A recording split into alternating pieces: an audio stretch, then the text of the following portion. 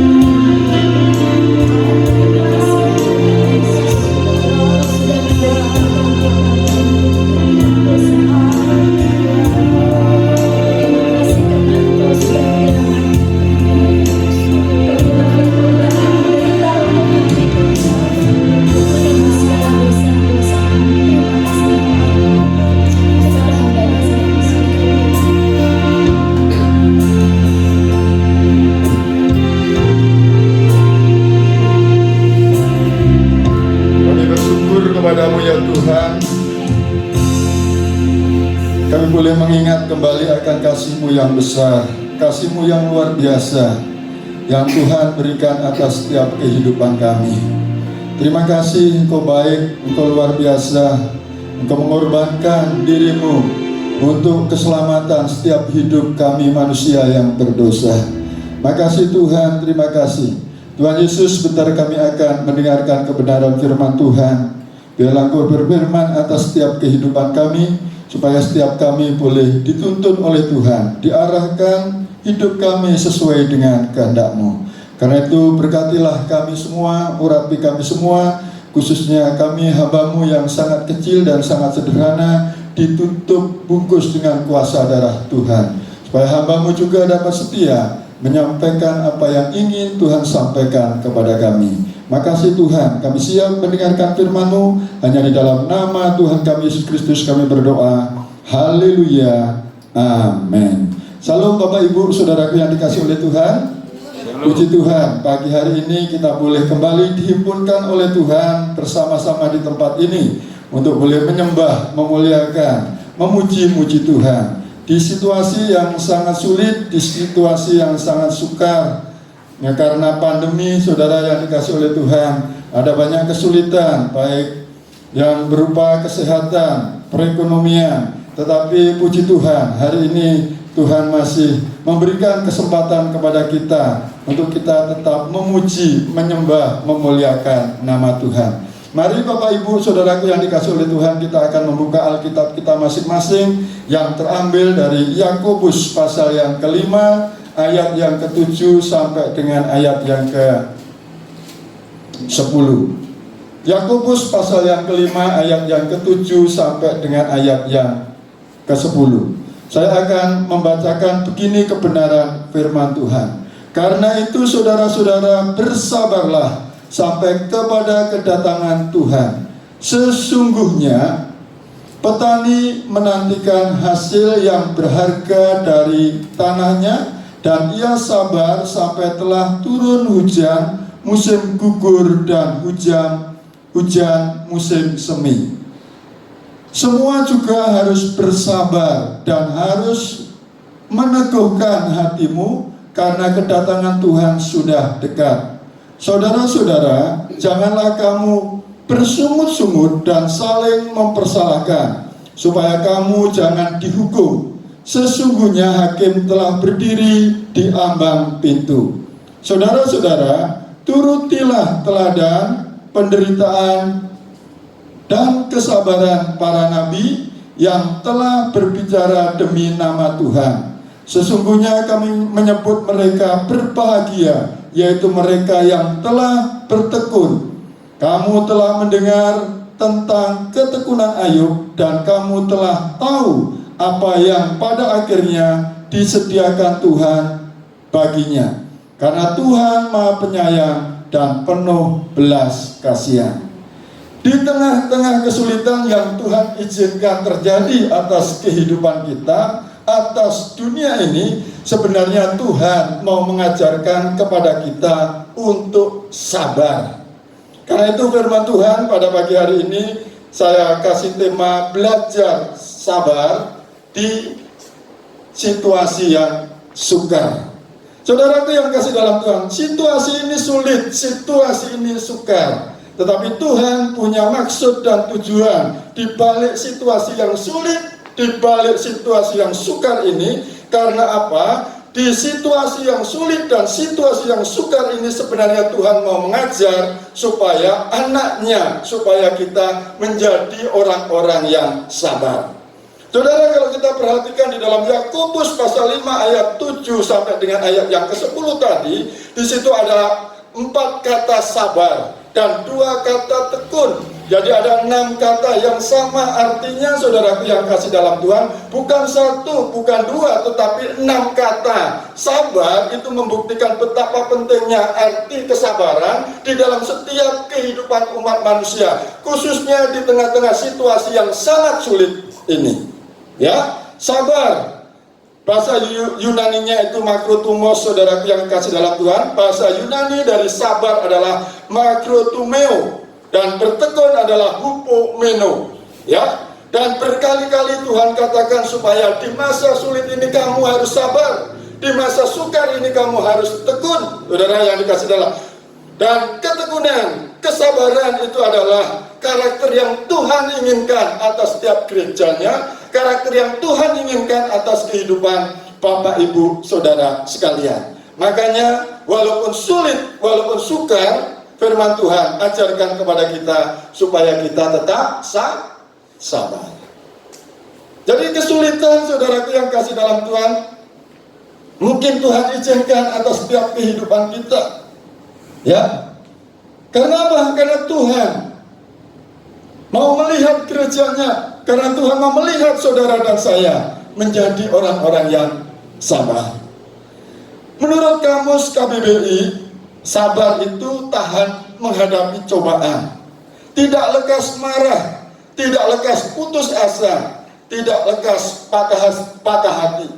Sabar itu artinya tabah, sabar itu artinya tenang, sabar itu tidak tergesa-gesa, sabar itu tidak terburu nafsu. Dan ini adalah karakter yang Tuhan inginkan atas setiap gerejanya. Pertanyaannya adalah mengapa Bapak, Ibu, Saudara sekalian harus sabar? Karena jelas saudara yang dikasih oleh Tuhan, Tuhan sendiri punya sifat panjang sabar. Coba kita buka di dalam Keluaran pasal yang 34 ayat yang ke-6. Alasannya mengapa saudara dan saya harus sabar? Karena sifat Allah sendiri adalah panjang sabar. Keluaran pasal yang 34 ayat yang ke-6. Begini kebenaran firman Tuhan. Ya, Keluaran 34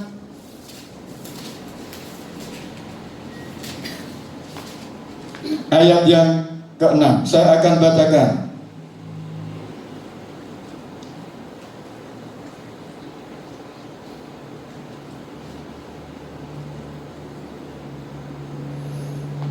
Berjalanlah Tuhan lewat dari depannya dan berseru, Tuhan, Tuhan, Allah penyayang dan pengasih, panjang sabar, berlimpah-limpah kasihnya dan setianya.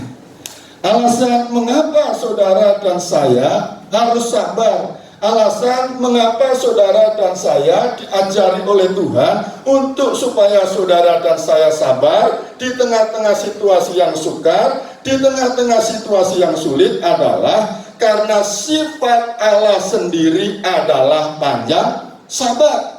Tuhan yang kita sembah itu panjang sabar. Dia adalah Bapa kita. Karena itu anak-anaknya, gerejanya, orang-orang percaya seharusnya juga belajar kepada Tuhannya, kepada Bapaknya yang adalah panjang sabar. Saudara yang dikasih oleh Tuhan, penting kesabaran itu ada di dalam kehidupan kita. Ini adalah karakter orang-orang yang mengasihi Tuhan, karakter orang-orang yang bertumbuh di dalam Tuhan. Makanya kesabaran itu harus ada di dalam kehidupan kita. Lalu yang kedua, apa alasannya? Ya, kesabaran itu harus ada di dalam kehidupan kita. Yang kedua adalah sifat yang terpuji. Jadi sabar itu terpuji, saudara yang kasih dalam Tuhan. Sabar itu terpuji, sifatnya terpuji. Ketika kita tergesa-gesa, ketika kita terburu-buru, itu kadang-kadang hal-hal yang salah, hal-hal yang tidak benar yang terjadi atas kehidupan orang yang tergesa-gesa, orang yang terburu-buru. Makanya Tuhan menginginkan kepada gerejanya, kepada kita supaya kita panjang sabar. Coba dibuka di dalam Amsal pasal 16 ayat yang ke-32.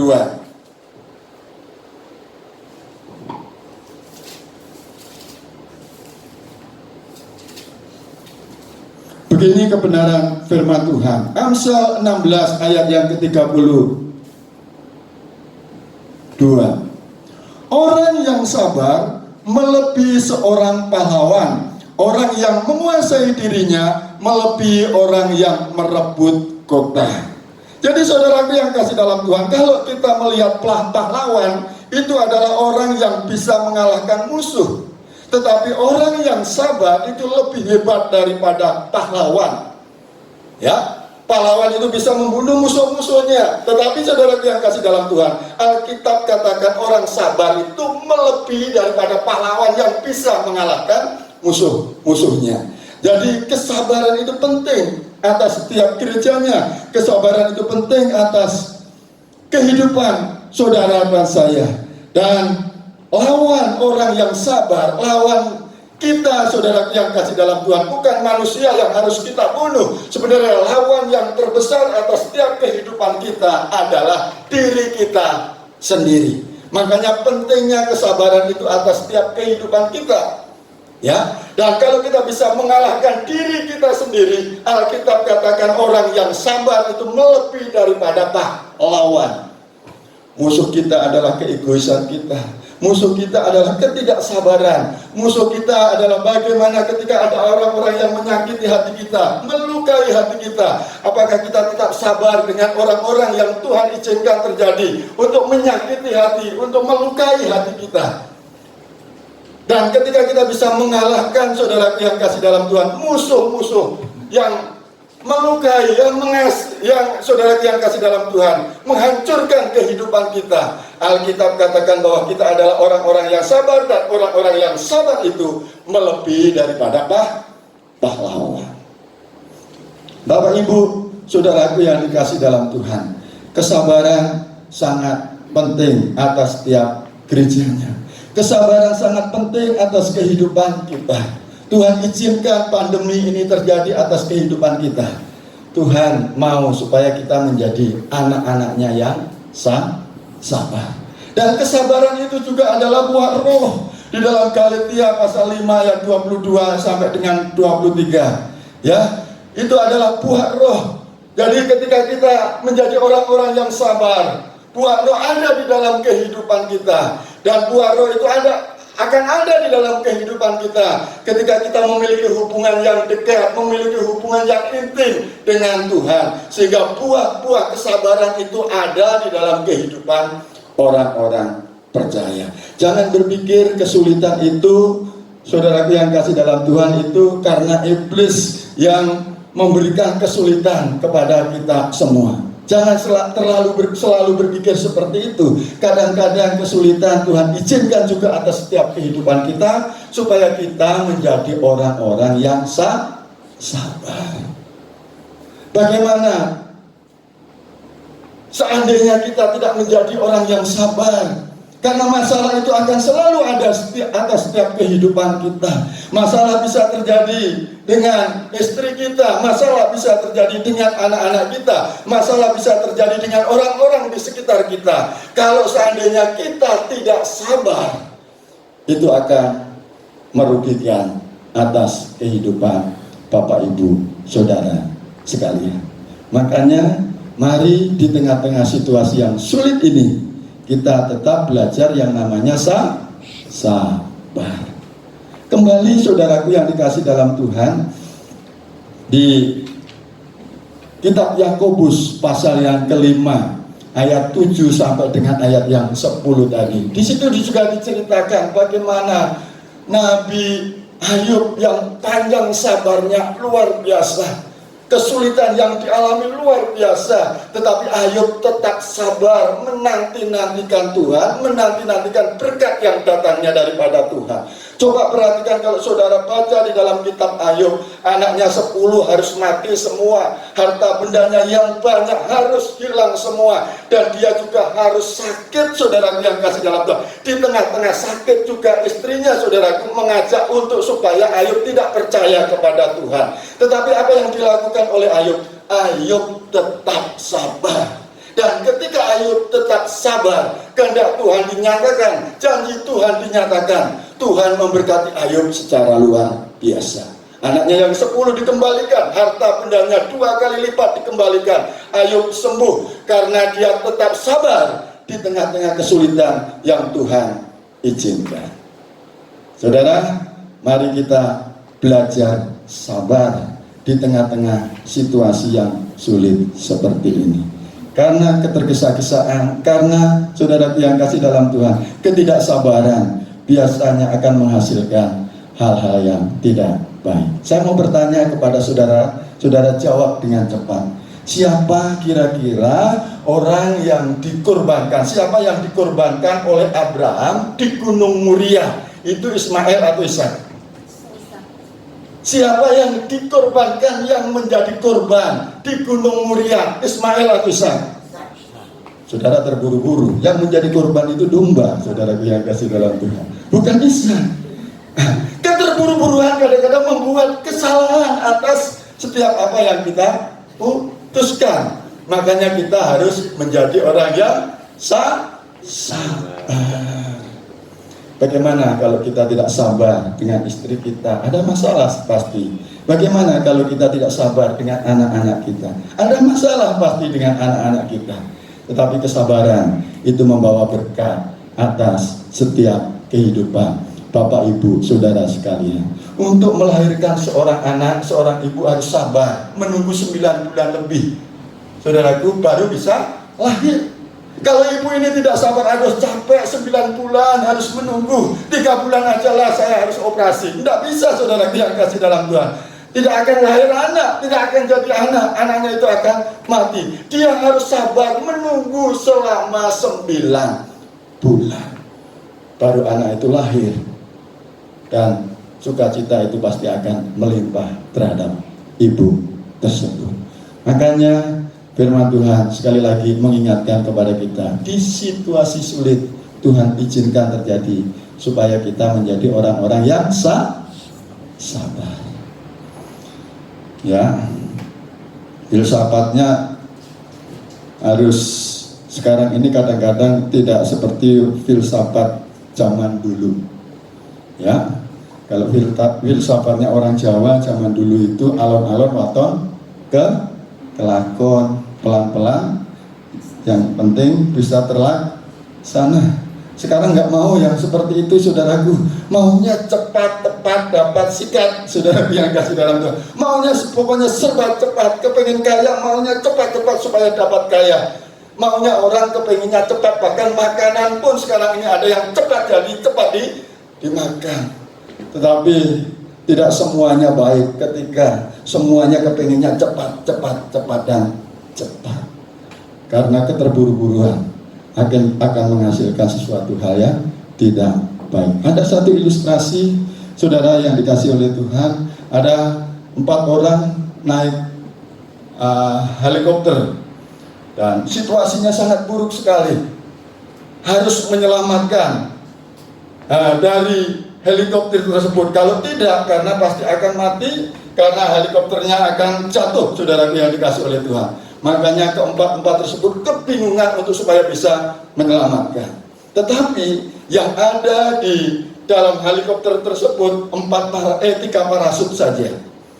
Nah, yang tahu pasti tempat alat untuk penyelamat itu pilotnya cepat terburu-buru mengambil parasut itu dipakainya, dan dia akhirnya menjatuhkan dirinya ke bawah untuk supaya selamat dari pesawat tersebut. Lalu saudara yang kasih dalam Tuhan, yang berikutnya adalah seorang pembisnis yang kaya raya. Dia cepat juga mengambil, karena sudah lihat pilot tadi ngambil saudara yang parasutnya, dia cepat-cepat melihat dan mengambilnya, lalu terjun ke bawah untuk supaya dia juga dapat selamat. Nah, parasutnya tinggal berapa, saudaraku yang kasih? Tinggal 1, karena tadi saya katakan parasutnya itu 3, tetapi orangnya ada 4. Tinggal seorang pemuda dan seorang pendeta. Lalu Pak pendeta ini bilang sama anak muda, "Nak, kamu silahkan terjun ke bawah. Parasut tinggal 1, kamu pakai, kamu selamatkan dirimu. Saya sudah tua, saya akan naik ke atas saja, di atas saja saya akan mendekatkan diri pulang kepada Bapa yang ada di surga." Lalu seorang pemuda tadi bilang, "Pak pendeta, ini parasut masih 2. Tadi pembisnis tadi salah ambil, itu rangsel saya yang diambil, dia jatuh. Sekarang tinggal 2 dan kita sama-sama pakai parasut itu untuk menyelamatkan diri kita. Jadi keterburu-buruan tidak menghasilkan hal yang baik. Ketergesa-gesaan tidak menghasilkan yang baik. Kita perlu yang namanya kesabaran. Jadi pelajaran firman Tuhan hari ini mengingatkan kepada kita belajar sabar di situasi yang sangat sukar. Apapun yang terjadi Tuhan izinkan, Tuhan mau mengajari kita untuk sabar. Kita berdoa. Tuhan Bapa kami yang di surga, kami bersyukur atas kebenaran firman-Mu yang mengingatkan kepada kami untuk supaya kami menjadi orang yang sabar. Situasi yang sulit Tuhan izinkan terjadi. Kami yakin Tuhan punya maksud di balik situasi yang sulit, supaya kami memiliki karakter sabar, karakter tekun, memiliki buah-buah roh kesabaran itu. Itu adalah bukti kedewasaan rohani kami ketika itu terjadi atas kehidupan kami. Karena itu Engkau rindu untuk supaya anak-anak-Mu kami semua memiliki kesabaran itu. Makasih ya Tuhan atas situasi apapun yang terjadi sekarang ini, karena Tuhan punya maksud yang baik di balik semuanya untuk supaya kami menjadi orang yang sabar. Tuhan ampuni kami kalau selama ini kami tidak sabar. Mungkin kami tidak sabar dengan orang-orang di sekitar kami, orang-orang yang menyakiti kami. Tetapi hari ini kami diingatkan oleh Tuhan, apapun yang terjadi atas kehidupan kami diajar oleh Tuhan untuk supaya kami tetap sabar. Kami yakin dan percaya ketika kami tetap sabar, apapun yang Tuhan izinkan terjadi, janji Tuhan pasti akan Tuhan genapi atas kehidupan kami anak-anak Tuhan yang sabar. Beberapa tahun yang lalu Ayub sabar menanti-nantikan Tuhan di tengah situasi yang sulit. Akhirnya kegenapan janji dinyatakan oleh Ayub. Begitu pula ya Tuhan dalam kehidupan kami, situasi ini sulit, tetapi biarlah kami tetap sabar. Dan kami yakin janji-Mu akan Tuhan genapi atas kami anak-anak Tuhan yang sabar menanti-nantikan Tuhan. Makasih Tuhan, Tuhan baik, Tuhan luar biasa. Tuhan menolong, memberkati kami semua. Dalam nama Tuhan Yesus kami berdoa. Haleluya. Amin.